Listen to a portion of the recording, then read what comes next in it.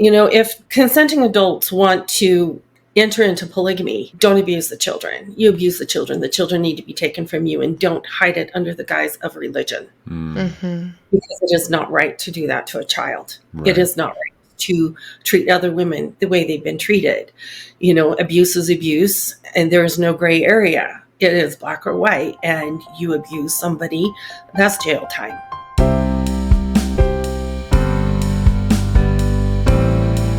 Welcome back, everyone. My name is Sam. And I'm Melissa. I grew up in the FLDS community. It is a polygamous group run by Warren Jeffs, and I moved out when I was 18 years old. I was raised LDS. Sam and I have been married for 9 years and have 2 awesome kids. Yes, and if you're interested in just listening in today, we do have our podcast available, and please don't forget to like and subscribe. Also, if you are from a polygamous background and would like to share your story with the world, please feel free to reach out to us at growingupinpolygamy@gmail.com. We also right now have our holiday fundraiser going on. You can click the link below. We are adopting a room at the Short Creek Dream Center, which is a previous home of Warren Jeffs that has now been turned into a place of refuge for those who are leaving polygamous communities, particularly the FLDS. Yes, thank you all so much for your donations so far. We have actually already surpassed our goal. And we look forward to using all this extra money to doing more good for that community and more good for the Dream Center. So thank you all so much. Today, we are so excited to have a very special guest. We have the very first wife or previous wife of Lyle Jeffs. We have Charlene with us. Charlene, thanks for being here. Thank you for inviting me. Of course, we're very excited to have you on today. You have a lot of experience that most people have no idea what really was going on, because you were the first wife, as Melissa said, to Lyle Jeffs, which is Warren Jeffs' full brother. Is that right? That is correct. Full brother. Wow. Lyle is actually 5 years younger than Warren. Okay, so Warren's younger brother. Did they live up or grow up together? Do you know? Yes, they did. Wow. Well, Charlene has a new book out. Real quick, I do want to mention that before we even get started, that we are excited to share. We will leave a link in the description for her book, and we wanted to share with all of you a little bit of a teaser so you can get to know Charlene a little bit and a little bit about her story before you go and buy her book. Yes. So Charlene, did you grow up in Short Creek, starting from the very beginning? I'm guessing that's where your book starts as well. Where did you grow up? How many mothers were there in the family? And how many siblings? Those are our first normal questions. I actually grew up in the Salt Lake area. Okay. I was born up in Brigham City, and then my parents moved to the Salt Lake area. We lived right close to the base of Mount Olympus. So we did a lot of hiking. That's just kind of where I grew up. I was 4 years old when my dad got his first plural wife, and that's when things started changing, and I realized that I didn't really want to be a part of that. Wow, at that young age. At that young age, my dad's second wife was a lot harsh. She was not kind to us kids, and I do have a little snippets in my book on some of the things that she did. We learned how to just please her in every way, and I know it hurt my mom because we knew that mom would love us no matter what, and we had to do certain things just to keep the other mom happy. I will refer to siblings and such by the name that they have chosen to go on in my book, because some are still believing in Warren and the things that he does. So I will use those names to keep it in consistency. So my dad's second wife, her name we called her Aunt Sherry. And she had a temper, and it was really kind of hard to cope with sometimes. And we knew that if we were to keep her happy, it was keeping her kids happy. I hate to use the word lazy, but she was that. So my sisters and I, we would do the house cleaning, and we would take care of her kids. And then mom would come to us and say, "Why haven't you got the bathrooms cleaned?" Well, we were cleaning Aunt Sherry's section of the house. Does not what I want matter.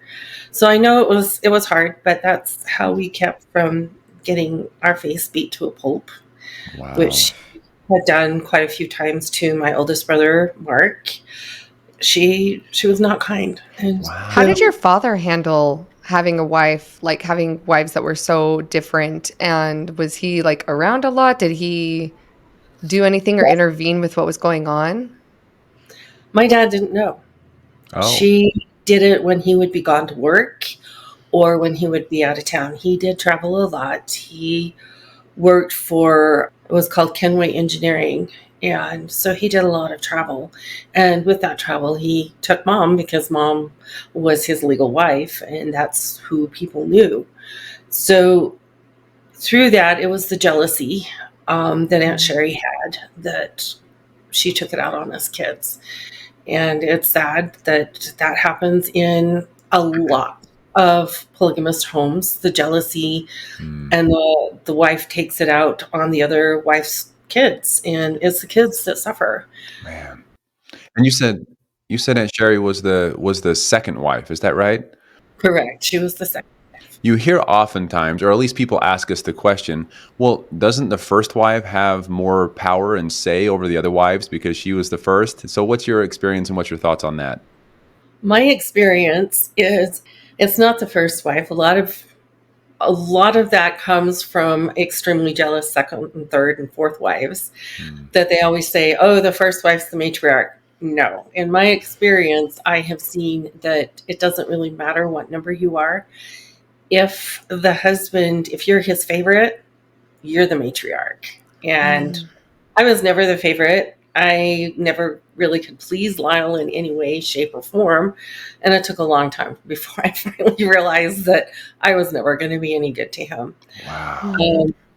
Lyle's mom is, I believe she's like the fifth wife. And she was definitely Roland's favorite wife. My sister wife, my second, the one that came after me, she was definitely the favorite. And with the favorite ones, they can do no wrong. You see anything bad about them, and the husband won't listen to you, or dad won't listen to you. And dad was quite smitten with Aunt Sherry. He could not see what she was doing. She lied to him. If any of us kids had a black eye, she would tell him, oh, the kids got in a fight and I had to break it up. I watched her take my sister, just younger than me. I was 4 when this happened.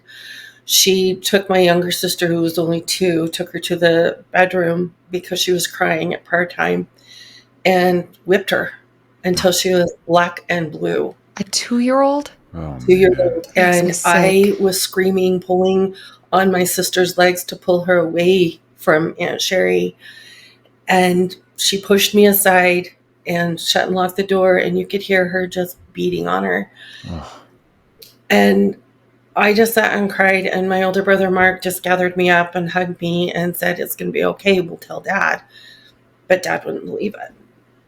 Mom did, but dad didn't. Wow. So because Aunt Sherry, the second wife, was the favorite, in your dad's eyes, she could do no wrong, and therefore that's probably why she was doing whatever she wanted to do. But it sounds like wasn't a good person, though. I mean, even if you're the favorite wife, it doesn't give you an excuse to beat up kids. That just is just sickening. That was how she was raised. And you tend to, if you are raised a certain way, you don't know anything different. Right. And that is what my main goal is to bring that awareness to the general public so that, if consenting adults want to, enter into polygamy, don't abuse the children. You abuse the children. The children need to be taken from you, and don't hide it under the guise of religion. Because it is not right to do that to a child. Right. It is not right to treat other women the way they've been treated. Abuse is abuse, and there is no gray area. It is black or white, and you abuse somebody, that's jail time. Let's get real instead of putting it under the guise of, oh, it's religion. Wow. It's not. Did your father take on any other wives after? He did. It was after I was married. He took on, her name was Gladys Jessup. She was one of Aunt Sherry's nieces. Hmm. Her dad was Glade. I was trying to remember his name. His name was Glade. Glade Okay. Jeffs. Yeah. Woo, I'm sure there was no jealousy there from an already jealous person than having your niece marry your husband. Woo! Well, Gladys was very sweet, very quiet. I absolutely adored her. Mom adored her. Aunt Sherry did not. Oh, wow. Yeah, like that's not a shocker, right? Yeah, Oh, Aunt now, Sherry did Wow. not. So. you said that even at 4 years old, you were like, I don't think I want to live this, right? Did that continue on, or was there a point in your childhood where you did keep sweet and think that you did want to have sister wives, that you wanted to continue living in polygamy, or did it stay that way throughout your childhood? It stayed that way. Wow. When I turned 16, there was a lot of men that was asking my dad for my hand in marriage. And I told Dad, I says, I, first of all, don't want to marry any of those men because they're old, they're crusty, they're disgusting, repulsive. And I told him, I says, I really don't know that I want this way of life. And of course, that displeased him. And he told me I needed to pray about it. By the time I turned 18, I told Dad, I said, well, I don't want to choose. I'm going to let Uncle Roy choose. And at that time, there was a lot of the young couples getting together, going out drinking, partying, getting pregnant, and then, of course, having to get married because baby was on the way. And Aunt Sherry had accused me of doing that many times. The only times I would sneak out was with my brothers and we would go to concerts. Oh, wow. No drinking involved, no sex involved. Yeah, we just want music, okay? So Give me the music, man. exactly. So the simple fact that you stated there were many men asking my dad for my hand in marriage, the fact that they were able to come ask, I immediately knew that this was before Reuben and Warren Jeffs were the prophets. It was during the time that Roy Johnson, Uncle Roy, as we called him, was the Yep. prophet, because that was before everything was completely arranged. Is that right?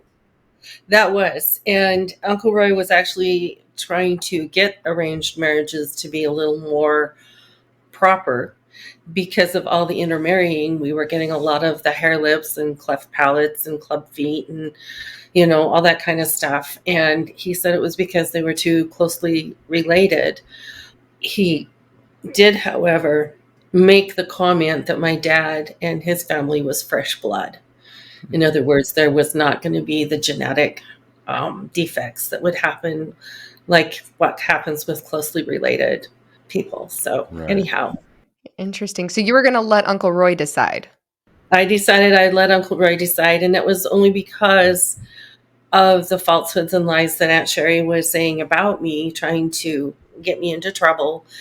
And so I just told my dad one day when he was coming at me on sneaking out and kissing boys and all that crap. And I says, well, Dad, I was going to ask you if you would let me have an interview with Uncle Roy. I says, I'll do what Uncle Roy wants. And that made him really happy. He realized then that a lot of the stuff that Aunt Sherry had been saying about me was wrong because I had proved right there in that statement that it was wrong. So I did. I met with Uncle Roy. And At this point in time, how hard would it have been for you to actually try to leave the community completely? Some people might say, okay, if you knew that you didn't want a polygamous lifestyle, but at that point, did you have any other family members that had left? Would you have had any support system if you had tried to leave as a young girl? there was zero support system. I didn't know anybody that would have helped me. I thought about running away at one time. I really didn't know where I would go, what I would do, where would I live? I would have been on the street. And that is pretty much the same for a lot of the women and children, even still, that are following Warren or even his son Helaman. There's nowhere to go, and they have less opportunities because of the fact that schooling was not something that Warren, yeah, he did Alta Academy to 8th grade, but he said that's all anybody needs is an 8th grade education. So you got these kids that some don't even have education at all. Yeah. And the highest they go is 8th grade if they're lucky. And my dad was different from that. I was grateful. But to go out with absolutely nothing, no job, no nothing, it's scary. And to be a female, you're really scared because you're told of all the horror stories that men take advantage of you. You know, this is what's going to happen to you if you go. And so through that fear is how they keep you. And that's what I kind of, I guess, was wanting to point out that right now, I mean, like you said, there's still people who still feel that way. And then there's also people like within Sam's family that as brothers have left, they've reached out to us. Like the more people that leave, the more there is support for people. But back then when it was Uncle Roy, there was not the support system. There weren't people there. There was nothing. And so to leave as a young girl is pretty much impossible. Right. So you say you're going to go meet with Uncle Roy. How did that meeting go? Well, he asked a few questions, asked what I wanted to do with my life. And I told him I wanted to get into the medical field. I wanted to become a nurse. And he just sat there for a long time and he patted my hand and he said, well, let's see what your husband wants. And I said, I'm not married. And he says, I know that. He says, but the Lord wants you to be married before you go out and pursue a career. Mm-hmm. And so it was like 3 months later is when I got that call. And that's when I met Lyle. Okay. And how old were you at this time, you said? I was 18. So you were 18. So the really, to your knowledge, during the time that Uncle Roy was the prophet, were there underage marriages going on, or was everyone 18 before getting married? When I got married at 18, Utah law was 16. And I do know of a couple of 16-year-olds that got married, but it was all done legal. They were first wives. They were legally married. In the way early years, like in John Y. Barlow's day, the legal age was 14. Wow. And a lot of people don't realize that. Mm-hmm. However, I know that my sister, her mother-in-law got married at 14, but they didn't want family or anybody else to know because she was a plural wife. She still lived at home until she was 18. Oh. So marriages like that did happen, but it was clear back in John Y. Barlow's day. And then they didn't get together until they were 18. I see. We do hear stories of younger people getting married and that it was somewhat common back in the Yeah, but I've never heard of like the idea of getting married in secret and then still living with your family until you're of age and then going in. So it's like, what was the point? You know, that's very interesting. I think it was mainly just to keep her encouraged and to keep her within the community. A little bit of control. That bondage. Right. Yeah. I'm sure you can speak for that. So you were 18 years old. Roy Johnson, Uncle Roy, said you are to be married to Lyle Jeffs. Did you have any say in the matter of who you were to marry? Absolutely not. When you turned yourself over to Uncle Roy, it was for him to choose. And when I found out I was marrying Lyle, it was right then when I walked into Uncle Roy's office. And at that moment, I tried to escape because, yes, he was considered the hottest bachelor within the FLDS. But I saw him differently. I looked at him as a male chauvinistic pig. So wow. Did you know of him before you were told to marry him? Oh, you did? I did. Okay. I did. A lot of my friends, when we would go to Fireside, that's who they would talk about. And I realized that he was the one that took care of the cooling system and the heating system, the sound system and such at church. Oh. And that's how I kind of got to know him. And I saw his arrogant walk, and body language speaks, you know? It does. Oh, man. Did you get to know each other before the actual ceremony, or was it very much like you're getting married the next day? We were married the next day. Okay. Wow. See, I'm glad you're bringing this up because For some reason, I didn't know that during the time of Roy Johnson, marriages were happening that way. I thought people had more of a chance to get to know each other before getting married. Some of them did, and it was only because they requested it, but I didn't know that Right. until sometime later, and I was like, damn. You know?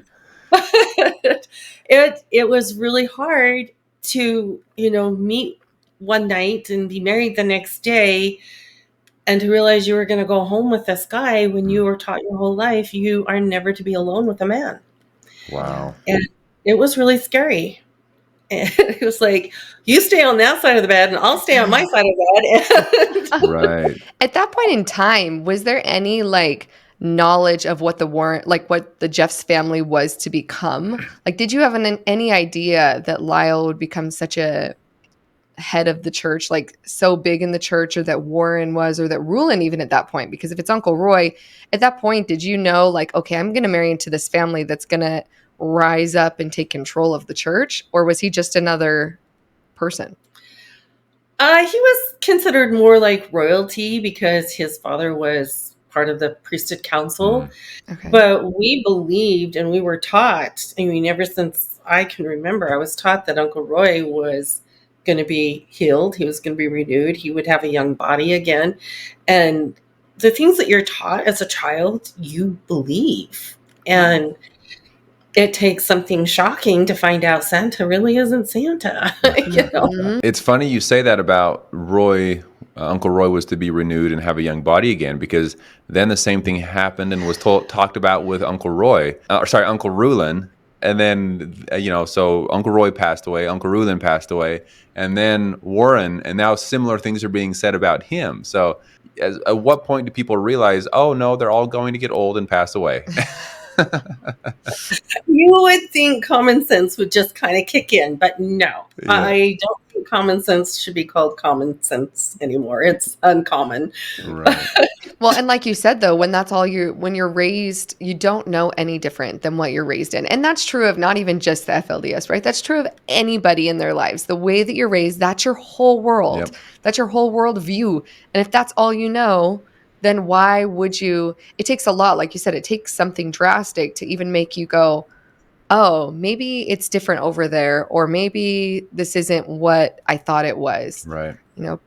Yeah, correct. And that's what I kind of bring out in my book is, when you see somebody that is in a polygamous condition, be kind to them, because your kindness is going to grow like a seed. And one day they're going to have that aha moment and they're going to go, oh, whoa, what the F?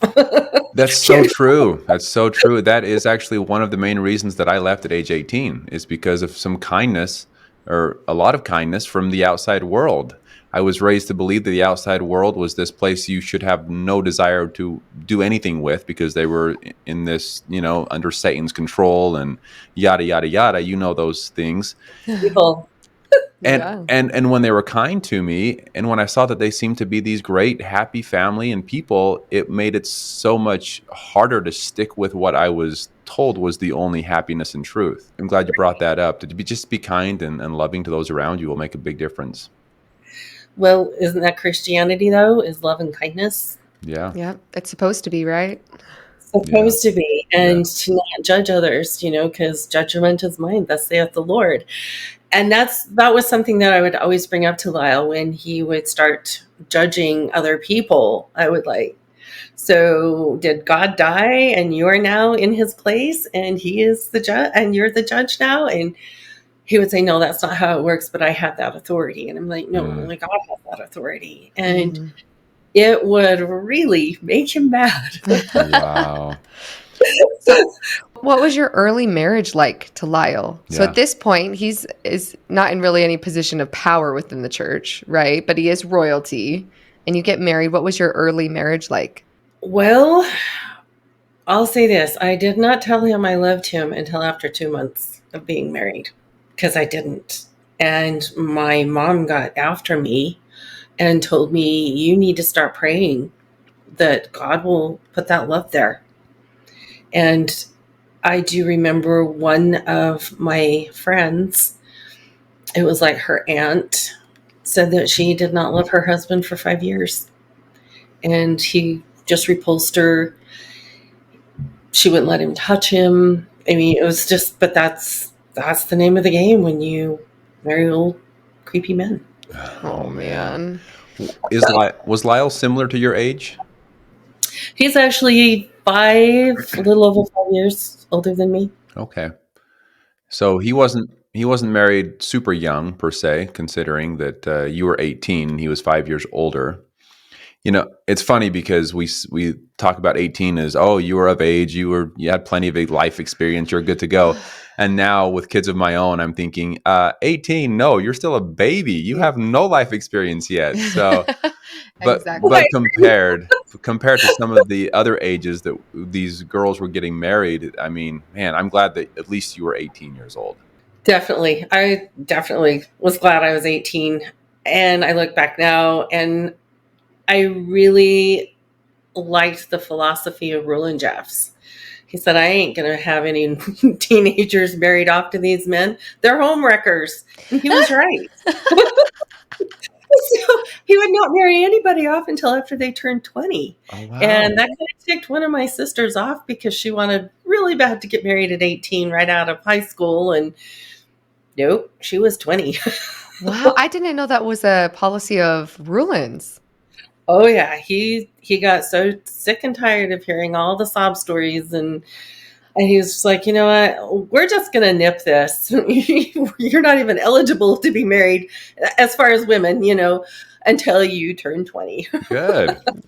Yeah, that's awesome. That's hilarious, though, that it was for the sense of these young girls coming in and messing with the homes. I mean, young girls are just not mature. I mean, neither are young men either. No. So I don't mean to say just with the girls, but as teenagers, nobody is mature enough to be able to be in a marriage. Like, it's just not a thing. Like, their brains aren't even fully developed. So it's like, oh man, it doesn't surprise me. My sister wife that came after me, she was 23 when she got married, and she definitely was not mature enough. She was so immature and very difficult to live with. Yeah. But that carried on forever. Oh, yeah. And some people don't grow out of it, right? Oh, she didn't grow out of it. How long were you married to Lyle Jeffs before he married a second wife? 10.5 years. Oh, wow. A long time. But those 10.5 years, I found out after I was out of the FLDS that he was having affairs. Oh. And I was just not smart enough. You know, I should say I was blind. You know, when love is blind, you don't see things. I would question things, and he always had this most perfect answer, you know. And I do have a lot of that in my book of the different times that I kind of went, wait a minute, this isn't right. Why is this happening? And one of the things that made me question is here he had all this work, he was earning money, but we always had zero in our bank account. And it was really difficult. I couldn't imagine where anything went. He was never making the house payment, wasn't making the car payments. We had a car repossessed, and we went a whole year without the taxes paid on it until I was pulled over by a sheriff, and he saw the kids, and he decided to let me go. But he says, I know where you live. I'm going to see to it that vehicle gets taken care of. And wow. I got in trouble for that. Did you ever find out what happened with all the money? All I can say is he definitely had somebody on the side. Wow. Do you think that someone on the side was approved by the church, or was he doing it behind? Absolutely. Because after he got Pauline, then that was the second wife. After he got Pauline, that's when things started changing, and there was actually money in the account. So I really, looking back, it doesn't take a rocket scientist to figure out that he was giving the money elsewhere and not taking care of his own family. Wow. Do you think that possibly Pauline was the person that he was having an affair with? No. Oh, okay. No, she really didn't want to marry Lyle. She wanted to marry David Allred. Oh. She really wanted to marry him, and then was really upset when her younger sister did. Oh my word. Oh, the drama. Man, I know that they could never get into the community, but I mean, the reality TV, I would be hooked on actually man. just being a fly on the wall. Like, not the way they do it, where they like the producers are definitely egging people on, but being a fly on the wall, like secret cameras to watch, like, Oh, yeah. I want to marry this guy, but my younger sister got him. And then I got married, and then my niece ended up marrying my husband. Like, man. Wow. Yeah, it's crazy. Yeah, in the FLDS, you can become your own grandma, I always say that. Yeah, because I was like, the song, I'm my own grandpa, and I had never heard that song until we were married. And then it was so funny. I was like, oh, I get it now. And then the more people we've interviewed and talked with people out there, and I'm like, okay, now it's really starting to make sense, especially like once Warren went to prison and he's marrying his stepmoms, and then I'm like, oh my gosh. Crazy. So you have your marriage with Lyle. What is like I don't want to say temperature of the church, but like, what was the feeling of the community at that time when you're married? I'm guessing, were you still living in northern Utah or Short Creek area when you were with Lyle? I was living in the Salt Lake area at that time. Did not move down to Short Creek until the summer before the Olympics. Okay. So you went down with when they said, okay, no longer, the Olympics are coming in, the evil end of the world, all that stuff. Yep. All that evil. So you were a part of that group that flooded and overfilled our small community. We got there a whole year earlier. Yeah. No, I remember that though very clearly when the Olympics were coming and they said everyone has to be in Short Creek, at least those that were living in Salt Lake area, or they'd be destroyed. And it was a pretty intense moment. I remember feeling the tension and the pressure in the Short Creek community at that time. That was a lot. It was a lot. Sad thing about all that is Rulin had already had his second stroke, and so he was not in he didn't have the mental capacity to do all the crap that was going on. Warren had made it so that nobody could visit him. And working in medical, I can see that that's the worst thing to do to a patient that has had a stroke. You try to keep things as familiar and as normal routine as possible. And Warren totally took that all from him. Do you think that Warren was doing that in a way to hide certain things, or just simply so that he could step up and take charge and take power in the name of his father? All of the above. Okay. The above. It doesn't take a rocket scientist or a mathematician to figure out that, when a person has a healthy baby, that's usually 40 weeks. And Warren had a couple of Rulin's wives, after Rulin had died, have babies in less amount of time. One was a set of twins that were born, I believe they were born 8 months after Rulin passed. And they were 7. They were full-term babies. Full-term. Gosh. I'm like, okay, something isn't adding up here. I know that twins, when they are full-term, because my Aunt Sherry had full-term twins, they're 7 pounds. They're normal size. And these babies were normal size. Most twins are born early and they'll be underweight. Well, these babies were big twins for early. Yeah. And then another one of his wives that was married to Rulin, it was 9 months to the day that she delivered, and she delivered a very large baby, which meant that baby was overdue. So I believe that he did a lot of the isolation with Rulin just to keep his sins quiet. Wow. And women got pregnant. I really feel like that he overdosed him on some of his medications, which caused the small intestine in him to die off. And that's what ended up killing him. Wow. This is information I've never heard. Wow. Yeah. I mean, That's what happens when we're on the inside of the Jeffs family. I know. That's why insider information. So during all of this time, because I'm very familiar, I remember those days when Rulin had his strokes, he was passing away. I remember sitting in the meeting house during the meeting when we got the call that Rulin had passed on, and a lot of the leaders stood up. I believe Warren was in that meeting, directing the meeting, got a phone call and stood up and rushed out when they heard that Rulin had died. During that time, where was Lyle? What was the situation like with Lyle? Was he helping Warren Jeffs in his quest to take over the church, or what was the situation like there? I am not sure that Lyle was helping him at that time. I think that Warren was just doing that all on his own until he could get that ultimate power, and then he would get his little minions to help him. Yeah, I remember that time too. I bet.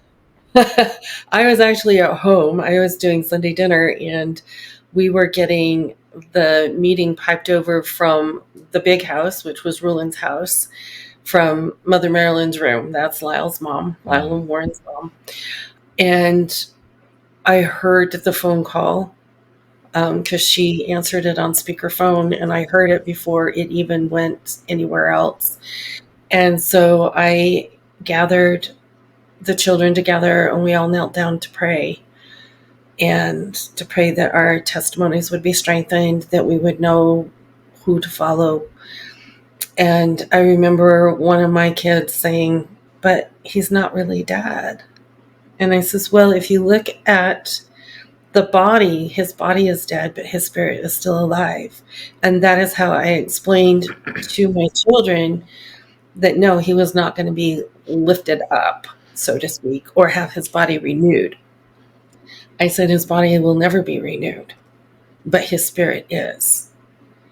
And they were able to understand that a lot better. So anytime people would talk about, oh, the lifting up, my kids would start laughing, and they're going, "You don't know what you're talking about." Wow. So when you say his spirit was renewed, were you telling your children that Rulin's spirit was continued on through Warren? I was telling them that his spirit was now in heaven. Okay. And that's where we are renewed, is see. in heaven. We don't have our crusty old bodies with us. We're in our spirit form. And that's not an old decrepit body. Yeah. The reason I asked that question is because there were rumors going around the town, and you were more in the inside, so I'm curious what you heard, that Warren was the renewed Rulin. That is what Lyle tried to teach our family.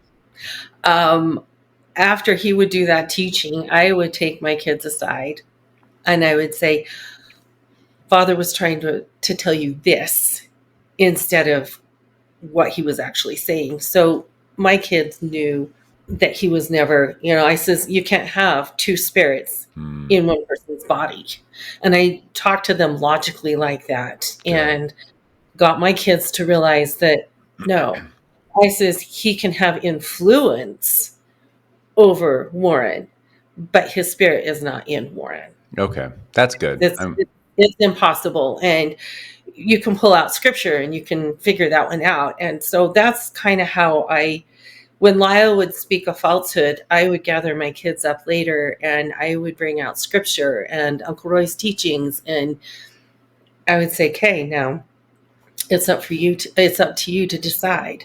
And so they learned that way. And there was a time that one of my daughters, her name is Zavenda, she came to me and she says, "Mother, I need you to come with me to the young women's meeting." This was after the UO was established. And so I went with her, and the things that were being taught, she says, "This is what I don't understand." And it was, they were teaching the new law of Sarah. And that is where the women would get together, pleasure each other to prepare them for the man. What? That was in the UO? That was in the UO. Basically group sex. And after the meeting was over, I said, Zavenda, that is wrong. That is dark, and it is from beneath. And I says, the reason I know this is because when your father married Pauline, she suggested to have group sex. And I told her no, not only no, but hell no. And then I grabbed my baby and I took off up to the big house where Rulon was and waited until his last appointment was done. I went in and I said, I need some help. And I told him what was happening. And he said, I will back you to hell and back. That is a false doctrine. And don't you ever, ever submit to that. Wow. He says, you are only to follow your husband in righteousness, and that is not righteousness. Wow. And so I repeated that to my daughter, Zavenda. And I'm pretty sure that's what got me kicked out. Wow. So before you got kicked out, let's just back up a little here. Mm-hmm. Who do you think, was this coming from Warren? Who was telling people this? Even Lyle's second wife, where was she learning or hearing that? Because it's not like you guys get sex ed. So who's even coming up with the idea of group sex? With Pauline, her dad gave her a book that had like 80 some odd sex positions, and she brought it to me and she said, now that you've had your baby, Lyle and I would like to do this. And oh my gosh, your room's the bigger room, you have the bigger bed. And I just went, no, absolutely not. They were wanting to do it like group sex in my room. The group. Oh, man. With the two of them. Oh my word. And was showing me different positions that more than one can pleasure another person. And I just went, no, that is not right. That does not feel right. And Rulon, when I talked to him, he says, women have to share pretty much everything. But when it comes to the bedroom, that is private and personal. So he totally backed me on that, gave me the courage to be able to stand and tell my daughter that that was a wrong principle, and this is why I know. And I says, and if anybody tries to tell you that, oh, this is current revelation, I says, always remember what Uncle Roy said.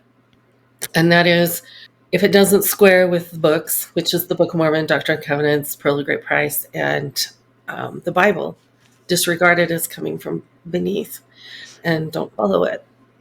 And Zavenda, she says, okay, I just don't know how I'm going to be able to go about not saying that I agree with the revelation. And I says, Zavenda, you don't need to agree with every revelation.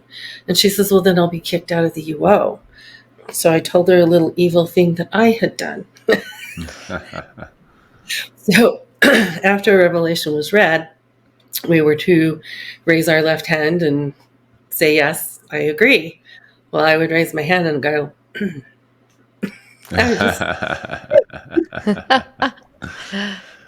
and she's okay. And I says, don't ever agree to anything if it doesn't feel good, and then pray about it.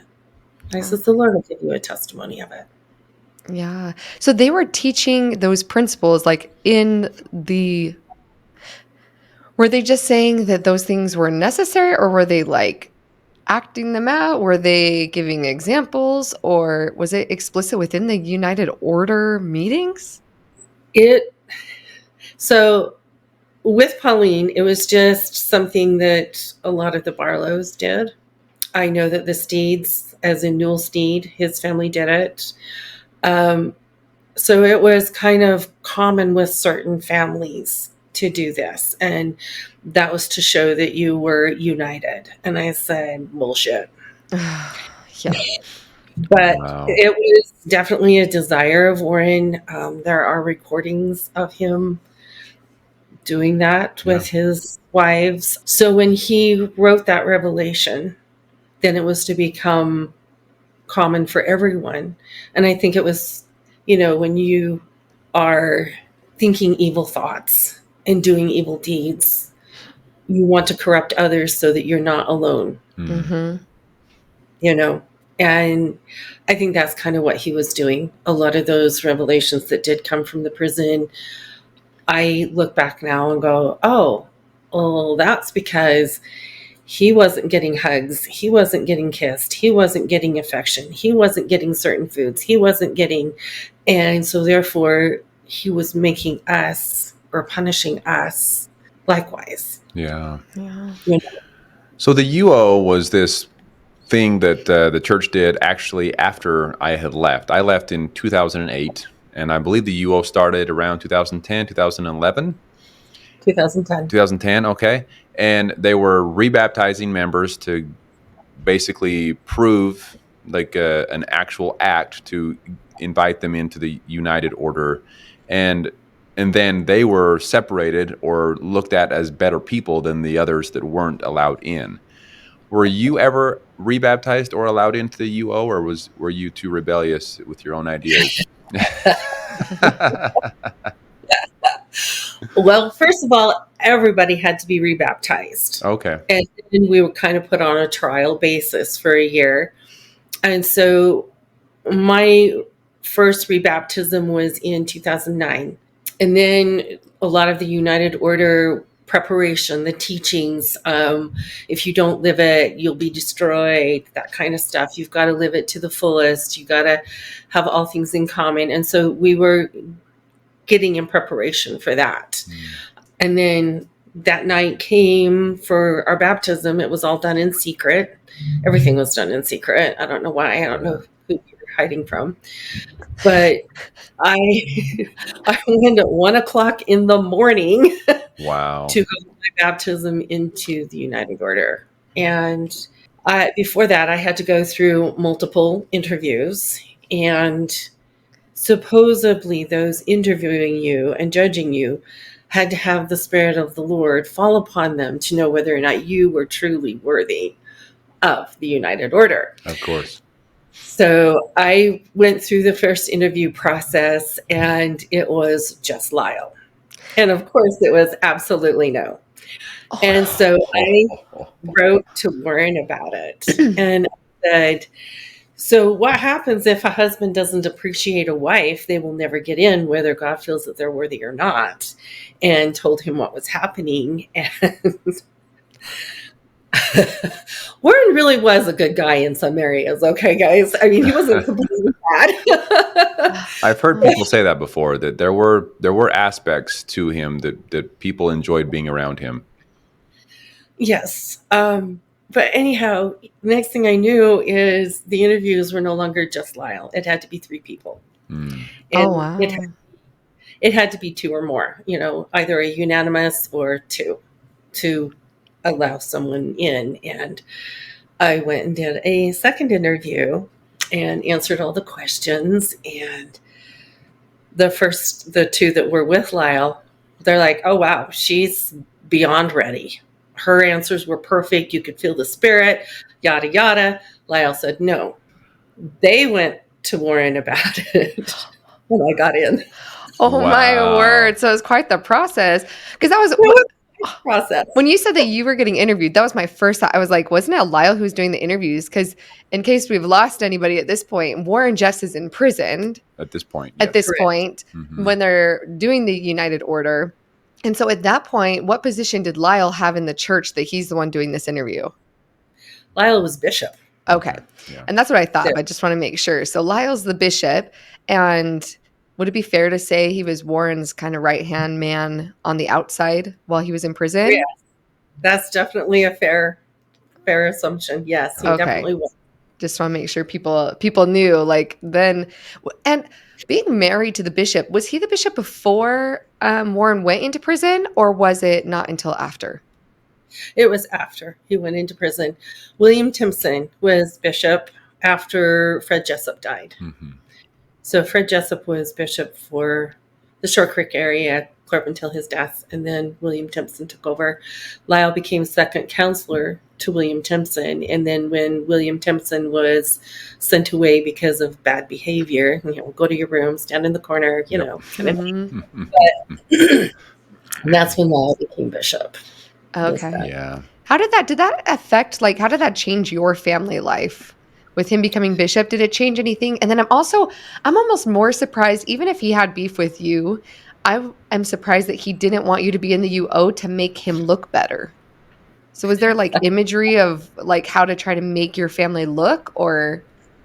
He used me a lot, as he worded it, to encourage other men that look at how far she's come. She was just like your rebellious wife. Look at Oh, how Oh man. far gosh. she's still striving to be part of the UO, yada, yada, yada. Yeah. Yeah. I have some of that. I've touched on some of that in my book. So if you want more detail, there you go. Yeah. Yeah. Do you know what year it was that he became bishop? It was before the raid, and the raid was in '08. Oh, wait. So Okay.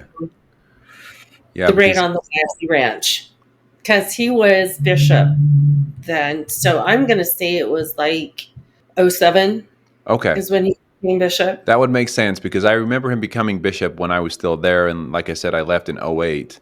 But I just remember my impression of Lyle is I would see him around the community a lot, but he never, I don't know that I ever like felt a need to super highly respect him during the time that I was there. But I do remember him. It seemed like he was always driving around town in his blue Jeep. I would see him. I couldn't walk across the street without seeing Lyle Jeffs in his blue Jeep passing by, and I'm like, what is he doing? Is he spying on everyone, or is he actually that busy that he's always driving around town? I wasn't sure. What do you think? He was not that busy. He was driving around town spying on people. He Okay. ended up getting a lot of cameras put in so that he Mm. could spy. And I learned where the cameras were and how to escape out of town without his knowledge. Ah, Which Whoa. I did. I knew there were a lot of cameras being put up, and I would notice cameras here and there, and so I knew that was a thing, but I didn't realize to what extent it had gotten. And I also heard later that there were a lot of people always driving around town just to have eyes on people. So, and I guess Lyle was doing the same thing, huh? Oh, yeah. Security. When I was removed from the home and put into this little trailer, I noticed, I didn't realize at the time it was security, but every 15 minutes, this same truck would just drive around the block. Mm. And if I'd be out walking, they would drive around and drive around. And finally, when I realized it was security, Mm. So I would go, sup, dude? Sup? That was my way of flipping them off. Yep. Wow. so you got accepted into the UO. How'd you go from the UO to being kicked out? Pauline had a lot of power. We'll put it that way. So Lyle ended up being corrected, and Pauline went to the new bishop, which was John Wayman.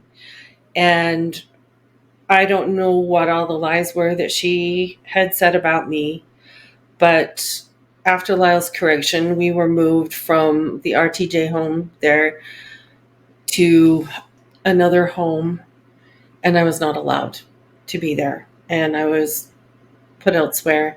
And it was 2 weeks of just pure hell. Mm. Being told that I couldn't associate with my family and just waiting to know what was to be done with me.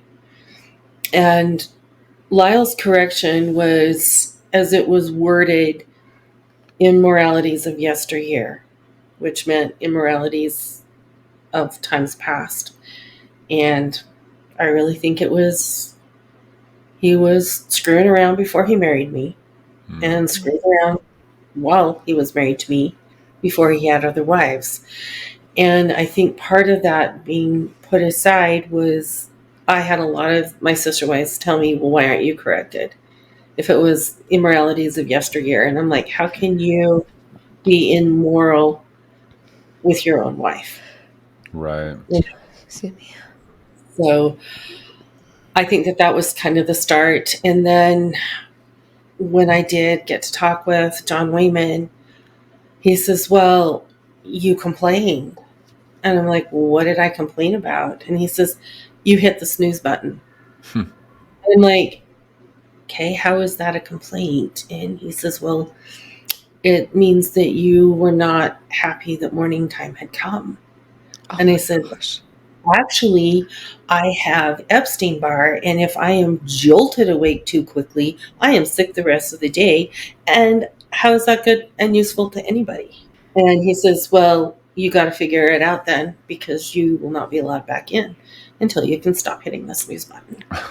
For hitting the snooze For button. hitting the snooze button. That's a new one that I have not heard. And It sounds to me, and because I've heard absurdity. I've heard a lot of people talk about the reasons for being kicked out, and at this point, it sounds like they were grasping at straws, just anything they could possibly come up with as an excuse to force someone out of the community that they didn't feel was, I don't know, keep sweet and praying enough or something, that they weren't falling in line perfectly. They just wanted them out. Is that what you saw too? I know they wanted me out because I questioned. Mm. And maybe that was a complaint. I don't know. But growing up, Dad always taught us that the only stupid question is the one you didn't ask. Mm. And you learn by asking questions, and don't ever feel stupid about a question that you ask. Yeah. Because all questions are good. And I was told multiple times, stop questioning, you're giving the devil ground to work on. Mm. And to this day, I still don't understand that one, but Me neither. I'm a big question asker too, though, and I Yes. was encouraged from a young age to always ask questions, and so I kept doing that, and even when it made people unhappy as well. Yeah. So I can relate a little bit in that sense. When Lyle Yeah. was being corrected, was he? So he was in the office of a bishop and was being corrected. Why do you think Warren did that? Bringing up past things, and was he being used as an example at that point? yes, he was being used as an example. There was another revelation that came a little bit later, which told Lyle that he would be forever no member, which means he would never be able to come back Whoa. into the FLDS. And he said it was because you turned the affection of the people to him instead of to Warren. So a little bit of jealousy there, I think. Okay. I think Helaman's next on that list. He wasn't on the last revelation, right? Like, so Warren doesn't like it when people outshine him. No, he doesn't, but I do believe that he is incapacitated. He is on the state record. He has 25 personalities, 7 of which they do know names of. And that's what solitary confinement will do to anyone. Right. And We've if you heard have a this. tendency of having mental disorders, then that's going to happen if you get into an isolated condition. And he's been isolated for a long time now. I think since 2006, Yeah. I want to say. Yep. Because they're worried about him getting killed from other inmates. Because other inmates don't appreciate pedophiles. Right. Oh, absolutely not. So, I mean, they're keeping him in solitary for his own health so that he doesn't get shanked. And at the same time, like you said, is deteriorating what little mental health he did have to begin with. Right, correct. And I think that, I mean, Sam, as you know, we were always taught that there could only be one man on the earth that held the keys of the priesthood. Yep. And so when Helaman rose up, I started questioning, and I have a acquaintance that knows some of the prison guards, and they said, oh, he's totally incapacitated. So somebody else had to start running the show, and that's where Helaman rose up. So I don't think that there's going to be any problem with Helaman as far as with Warren is where he's concerned, because Warren is incapacitated. That is so interesting, because we've heard from other sources that were recently that were that are a part of the Jeffs family that have said that all of these revelations are still coming from Warren, and they are sounding very crazy, but they are still coming from him, and that Helaman is just the one passing the message along. So it sounds like there's different stories being thrown around here. Definitely. The one revelation that Helaman did, I actually have my hands on one. And it is really quite scary. We had a press conference on it back earlier this year, and literally calling out the like Homeland Security, the FBI, the Sheriff's Department, get involved. We need to stop this because he is literally talking suicide. Right. Yeah, the being translated and having to die first. Yeah. Correct. And, you know, if you really truly do your research and reading, a translated being never died. They never taste death. I was so confused when we read that revelation because we had that sent to us. And for those of you who are watching and are wondering, I'll leave a link above to our video about that revelation.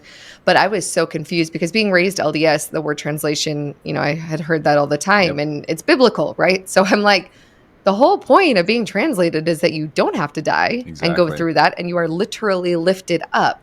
So the idea that they put that caveat after of, and they must, in order to be translated, they must die first. I was like, Scary. that's not even what it's supposed to mean. Like, this makes no sense. Exactly. And that's where, you know, Uncle Roy comes back into play. Is if it doesn't square with, you know, the teachings of early history, then, you know, the Book of Mormon, Doctrine and Covenants, the Bible, then disregard it as coming from beneath. And that one definitely is from beneath. That is definitely one that Satan has taken control of the person's mind that wrote it, whether it be Warren or Helaman. I was under the impression, though, that it was Helaman, and Helaman was actually ordained to take Warren's place. Oh, wow. That's why when the guard told my acquaintance that he was incapacitated, it made sense that they would have to have someone else. Yeah. Wow. Have you seen the revelations from like a couple months ago yet? I have not. We will have to share them with you. So there's new ones. And so the revelations from a couple months ago, it's very interesting because a year ago, it's very clear that it's coming through Helaman, you know, and it has Helaman's picture and he's bearing his testimony and all that. And then the one that came out a couple months ago does not have Helaman involved in it anywhere, does not say it's through Helaman. And we have a copy of a handwritten portion of it where he certified on the side, he said, "This is me and my handwriting," and signed his signature, Warren S. Jeffs, and wrote his signature. And our source from his family said he was doing that because there were so many rumors about Helaman running the show. Right. That he is doubling down and trying to prove that Helaman is not the one, that they're coming from him so much that he's like giving extra certification and signatures in the margins. Saying, this is still for me. This is still me, Warren. And Helaman, and then Helaman wasn't the only thing about Helaman that was still involved in these most recent revelations was the return address was Helaman's address still. So they were sent from Helaman, but he wasn't a witness. He wasn't involved in the revelation at all this time. So it seems. So one of his 20 million personalities came back to Warren Jeffs and was like, I need to prove that it's me. Yeah. But I question that only because of the fact that one of my sons went to school with Helaman, and Helaman forged his mom's signature, forged his dad's signature. Well, that's juicy. He could forge all of his mom's signatures. He forged his teacher's signature. He was good at that, and his handwriting he could totally change, and he would change things to look like his mom's handwriting. I mean, it was intense. Oh, man, that goes deep. Can you imagine? My son tried it, and I'm like, do it, and you will die. Oh, my wow. Lord. Okay, so Helaman, maybe he took himself out of the revelation and tried to make it seem more like his father. I mean, oh, boy, this knows? goes deep. This goes really deep. I just know that none of the letters that are written to Warren anymore are even getting to him. They're all being transferred to Helaman's address. I know that because my sister Rose is still pretty much into that. She decided to put a tracker on it, on one of the letters, and had it certified. Oh. She's no stupid. She's nobody stupid. And so she tracked it. It did go to the prison, then it was forwarded, and she watched it bounce around the United States before it landed at Helaman's address. Oh. So it ended up to Helaman. Yeah. And she's like, nope, not happening anymore. So she will listen to all of the old teachings and trainings of Warren and Rulin and Uncle Roy. But anything new, she's like, I know better than that. Wow, good for her. Yeah, I that's like amazing. the investigation of it. I'm like, man, I wish I was a PI. Yeah, she wanted to be a PI growing up, and that was kiboshed because polygamous women cannot be PI. Right. Yeah. Right. Don't want that kind of outside information influencing. Oh, Well, man. good for her for not just falling for it and doing some research, because so Yeah. many of the women in the FLDS are just falling for it. Whether it's Helaman or someone else stands up to take charge, a lot of people just choose to follow. And in a lot of cases, complete blind following. Yeah. Yeah. Well, It's easier to follow blindly than it is to raise those questions and voice your opinion or even bring out old scripture, because now it's being slapped down as, well, that's the old way of doing things. We believe in modern revelation.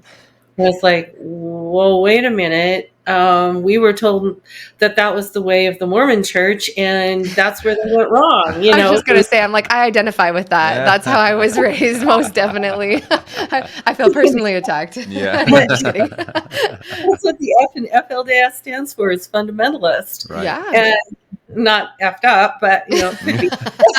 Or does it? Oh, man. Wow. Well, I have another question going back a little bit here. When you got separated, Lyle sent off, you're separated from, and they're basically saying there's not going to be a lot of hope. Did you still have hope of getting back in, or was that kind of the beginning of the end for you? Or where did you personally go from there? I had the hope of getting back in. That was all I ever knew. That was, you teach a kid to become a suicide bomber. That's all they know. Mm-hmm. And they're going to do everything to do what it takes to be good in the eyes of whatever God they are worshiping. And so, yeah, I did. I was doing everything possible to get back in. And then Lyle miraculously got back in, became bishop again. Oh. Yeah. After a no-go order? No-go order. Wow. Yeah. Whoa. Yeah. And I just thought, how is that possible? So that's when things really started going to hell in a handbasket for me. I was already removed from the family. Lyle was doing a lot of harassing. When it came to, so they had a storehouse for UO members and storehouse for non-UO members. I was now a non-UO member, and I had to still get my needs, a list of my needs, sent to the bishop's office and have it signed by the bishop. He refused to sign them. Oh my Wow. He was trying to starve me out of there. And I remember pleading with the Lord, help me see what it is that I'm doing wrong, because I want to be a part. I want to be back by Lyle's side. I want to make it to heaven. And I heard this voice say, stop praying like that. Pray to go to a man that will love you, honor you, and exonerate you. And that's when I knew his repentance wasn't real. Wow. You just gave me chills. Yeah. Because every woman deserves that. Every woman deserves a man who's going to do that. Right. I agree.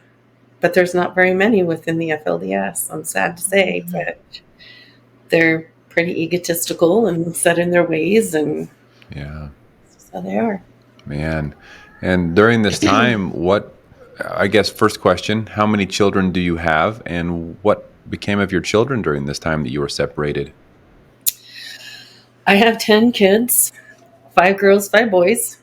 During this time, I had 2 sons leave, which broke my heart. They were going against everything that I had been taught, everything that I had taught them, and so just, the thought that they would never have an exaltation, I would never see them again, after this life was through, it killed me. I went into major depression. I lost over 30 pounds just Wow. because I couldn't eat. If I ate, I threw it up. I tried to get some help for that, but I couldn't get Lyle to sign any papers for me to even go up to the clinic. You had to have a storehouse permission slip signed by the bishop to even go to the clinic to get your health needs taken care of. Wow. Controlling Lyle became, and it was rough. I didn't get to see any of my children. I was told if I saw any of them, I would have to act, if I saw them in public, I would have to act like I didn't know them, turn and walk away. And that was hard. That was Jeez. really hard. I cannot even imagine. I can't either. What were the age ranges of them at this time? I had 2 daughters married at that time. I want to say that the oldest was 24 and my youngest was 11. So Wow. little. And you were put in this position by the church that because of your belief, you were heartbroken and just completely broken because of your 2 sons that had left. And for those that were still in, you were not allowed to even suggest that they were still your children. Am I Correct. understanding that correctly? You are understanding that correctly. They were taken from me. The children belong to the men, to the husbands, and therefore to God. They're not the women's. We had no rights. And this is some of the abuse that needs to get out there and needs to stop because I didn't have a say over my own kids. I couldn't help them with their prayers. I couldn't help them with anything. Mhm. And then to be sent away, I couldn't even say hello. How long did that go on for? Almost 3 years. So during these 3 years, did you ever see your children at all? Or did you maybe see them in passing, but not actually have a relationship with them? I am naughty. Mm, Good for good. I am, you. Good. but I passed one of my sons on the road. I flipped around, followed him till he pulled over. I got out and he says, "What are you doing? Are you trying to make it so you can never make it back?" And I said, "I just needed to say hello and that I love you." Hmm. I gave him a hug and I let him drive on. Mm. But that was after, a year and a half of not seeing anybody Hmm.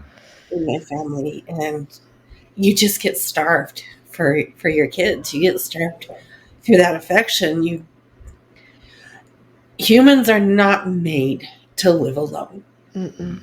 They're not made to be by themselves. That's why we have clans. That's why we have families and tribes, and it's just the way God made it to be. And it was rough being alone. After 2 of my sons apostatized, they came knocking at the door, and I had been warned.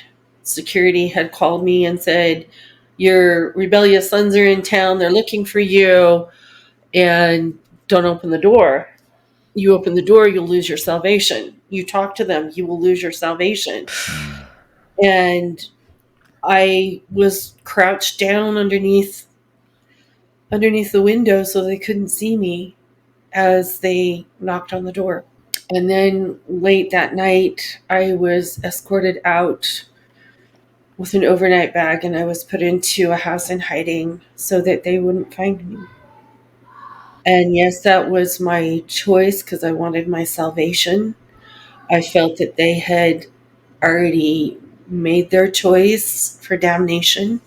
And that's just because that was what I've been taught my whole life. Mm-hmm. And if I knew then what I know now, oh, that door would have been opened wide. Hmm. Hindsight's 2020, right? Right, exactly. Yeah, man, I can't imagine. At this time, you still had younger children as well. Did you feel that they were safe? No, I did not feel that they were safe. I had been put on a correction back in 2002. Yeah, 2002. I was sent away from the home. I have, the details in my book.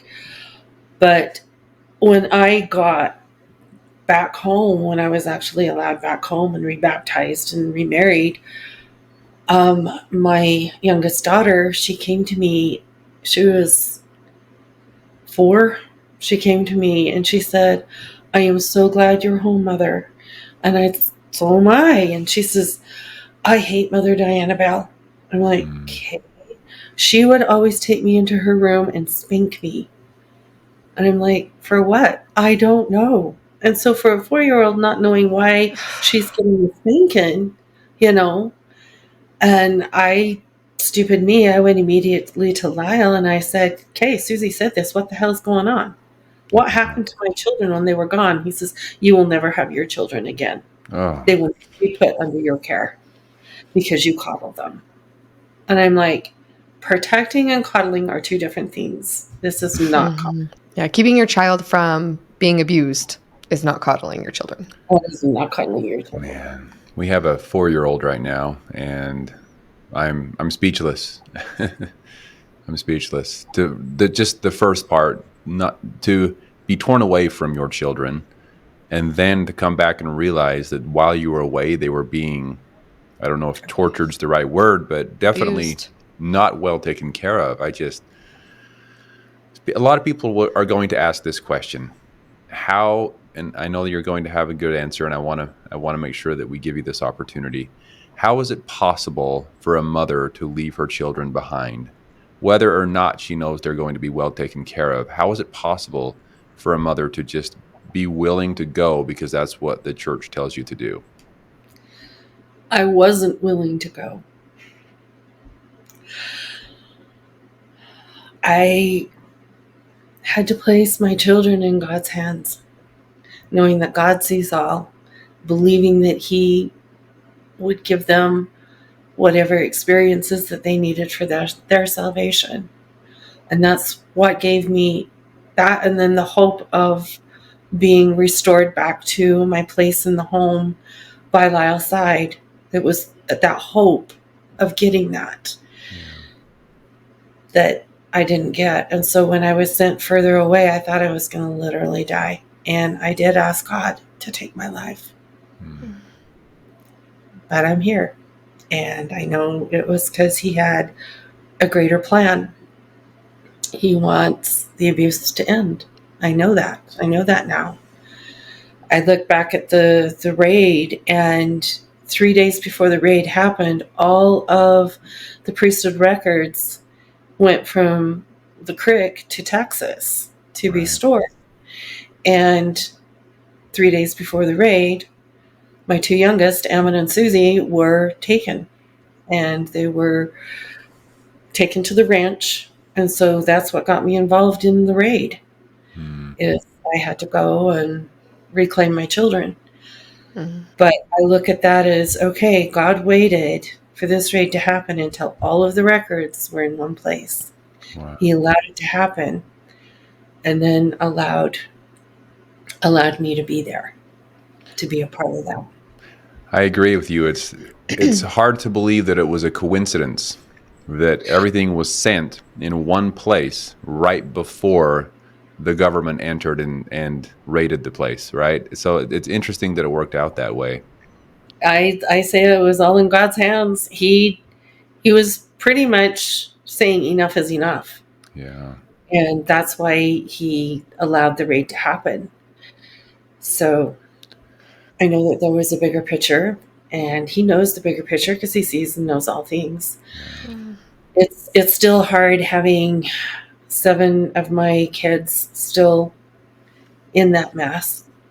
I know that there are 2 of them that are looking at ways to get out. I was given a call by my youngest son, Ammon, who is out, thank goodness.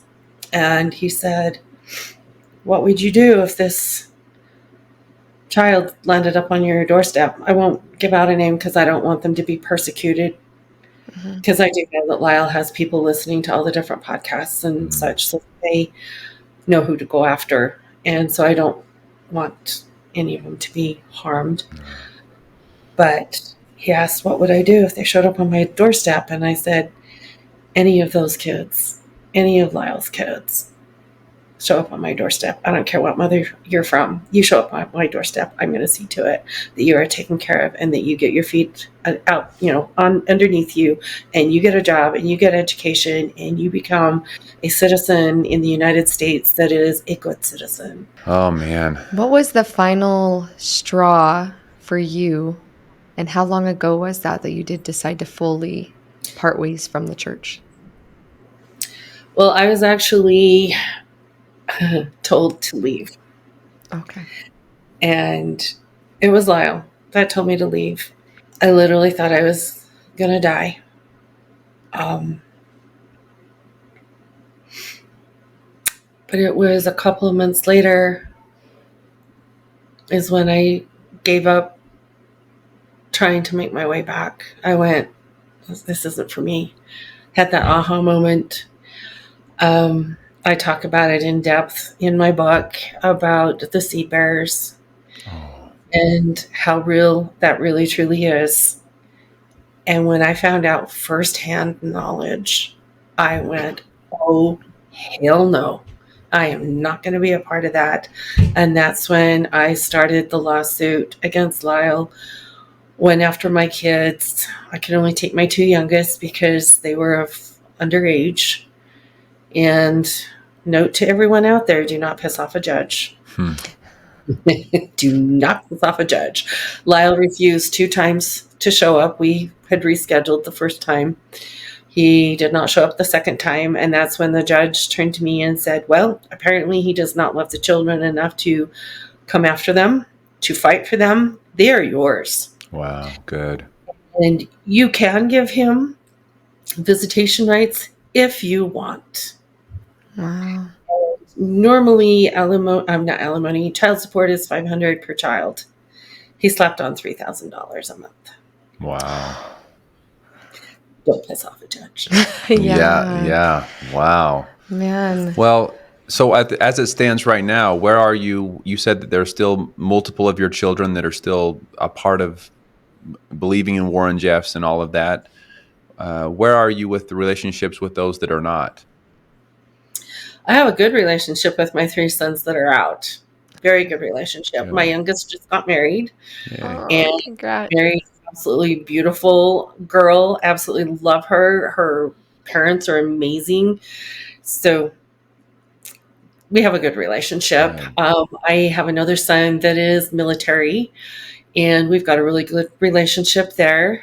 And then my oldest son, he's out, he's married, he's got a couple of kids now, and his current wife is absolutely amazing. She was not ever part of the FLDS, and so she has given a whole new dynamics to our lives. She has really helped all of us understand a little bit more about the world that we really truly live in, because she grew up in it. I mean, her dad is Catholic and her mom is Mormon.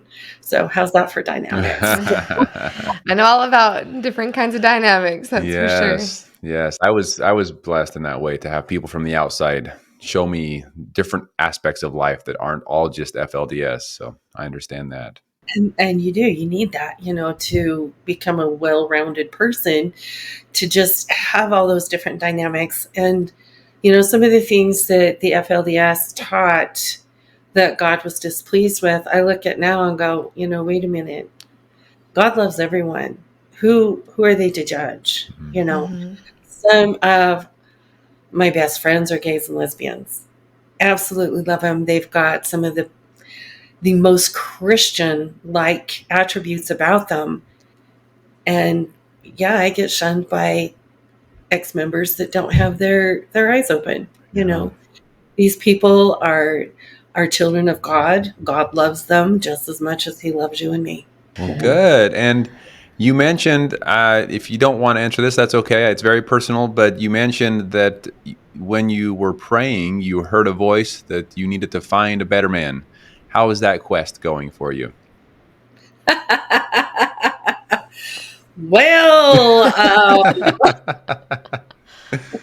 not so good. Oh, The last guy that I dated, we dated for over a year. Some of my family did not like him. They saw the red flags long before I did. Um, when they're wanting to do all these fun things, but on your dime, and they finally get laid off and they're just going to move in with you and they're going to file for bankruptcy. man. And it's like, oh, whoa, no, everything that I have fought for, you are not going to take away because you filed for bankruptcy. Then they'll come after my house and my car and anything that I own. And no, I'm sorry, I don't love anybody that much. No. Well, Yes, good for you for standing up and still being willing to keep those standards high for what you deserve. Yes. Oh, You deserve the best. I know I deserve great things, and I know that there is somebody out there, but I am enjoying my freedom. Good. I mean, if the right guy comes along, he's got to absolutely blow my mind away and be the perfect guy, because I have some high expectations. As you should. As you should. And after everything you've been through, oh my goodness. Obviously by this conversation, I can tell you're a very strong woman, and you impressed me in so many ways with what you were able to accomplish and do, and just the hell you were put through. I'm just so sorry. No one should have to deal with that. And still to this day, fighting for some of your children that are still believing in this. It's just beyond my comprehension. So thank you so much for being willing to come on and share your story and thank you for being open about it. Yes. And for those of you who are listening in and want to know all the details, myself included, I can't wait to read it myself, but we will leave a link in the description for Charlene's new book. Charlene, what's the title of your book? Tell Your Heart to Beat Again. I love there that. Are actually 2 books out with the same title, surprisingly, but one is on self-help, and then of course mine the cover shows it's 2 pictures, and it's separated with the cardiac rhythm. So the cardiac rhythm is kind of like flatline, and then it goes into the rhythm. And that, tell your heart to beat again. Right. But the bottom picture is a picture of Short Creek in nighttime with a storm brewing over El Cap with a few of the city lights on. So it kind of is symbolic, as the lights are little flickers of hope that are still there in the creek. Wow. But you can see the storm that's brewing. And then the top picture is of me. I'm kind of wrapped up in the flag, and you can see the city below.